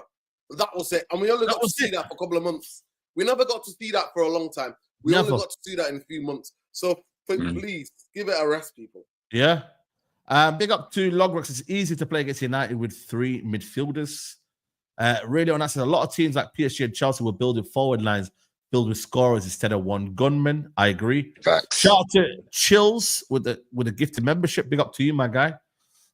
Big up to Abdulaziz. He says Amorim holds responsibility, but Ineos share it too. With new setup limiting the coach's authority, have they both overlooked our midfield problems without signing any midfielders? They have, bro, and that's a big worry for me. And you know what I mean? And listen, they've got time to amend it. We've been linked with Javi Guerrero today. Let's see if there's any. Give it a rest, Saeed. Give it a rest. Javi Guerrero is not the answer. I know. We just said that. We just said that. We need Manchester United need a ball player. We need a ball player, a man that can give it 5 yards, 10 yards, and then switch the play. We need a guy who can dictate the game. That's what we need. We need a guy who can get it, and know what's behind him and can get out and is press resistant that can help us play out from the back. That's what we need. A guy who can combine with the wing backs, combine with the centre halves, combine with the number 10s. That's what we need. We don't need a guy who's just box to box businessman. Why did we get rid of McTominay? Why did we get rid of McTominay? It wouldn't work, but not. He would have been our happy to receive the ball anywhere, man. We need someone who's happy to receive the ball anywhere. So go on. Yeah, sorry, he would have been our Declan Rice. You know what I mean? If that kind of like player, box to box kind of style. You know what I mean? A bit more better in that aspect, but I don't know, man. I don't know. Big up to my guy. De Jong vibe. That's the vibe I'm getting again, Frankie. Yeah. Shout out to Violent, man. Real Madrid fan. He says, feel sad for Amorim. The guy was settled by Man United to do an impossible job. The club knew the squad was a counter-attacking style. It could have easily got a manager within the league. The whole idea of a revolution style was idiotic. Thank you, man. That is basically it, bro. This is why Tottenham and went with Frank, because now they've got players who can fit his system and style, bro. He's got Kudus similar. I'm not saying it's similar to Mbuma, but you're going to see similar output. You're going to see similar output. And Spurs have got better players. I know. And look what Thingy did for Tony. You're going to see that with Solanke as well. So, brother, I'm telling you, man, like, bro, it's about managing adapt to players now. I'm sorry. You're not going to see the other way around. So it's City. But I look at the teams right now. Liverpool, City, Arsenal, they're clear. Then you got Newcastle. So you got Chelsea, who are close, who are chasing that path. Yeah. Chelsea, Spurs, Newcastle. Villa might struggle this year. Bournemouth. I think Brighton might kick them this year. If they don't sign centre backs, they need centre backs. Yeah, they're in trouble. But I think I've said it. I think the top four could really go clear this year. If they do what they need to do, the top four could go clear, and it could be the best of the rest. You know what I mean? And you know what's so mad with us though? When you're talking about like struggling squads, United struggle against struggling squads, bro. I know. You know that. I know. That is an issue. Do you remember Southampton? They were nearly relegated, and Ahmad had to come save us with a 10-minute hat trick in what the last 10 minutes. Man. Bro. We saw it with our own eyes, and I couldn't believe it. I was about to go home. Tyler Diblin running rings around us in the first 45. Yeah. Of course.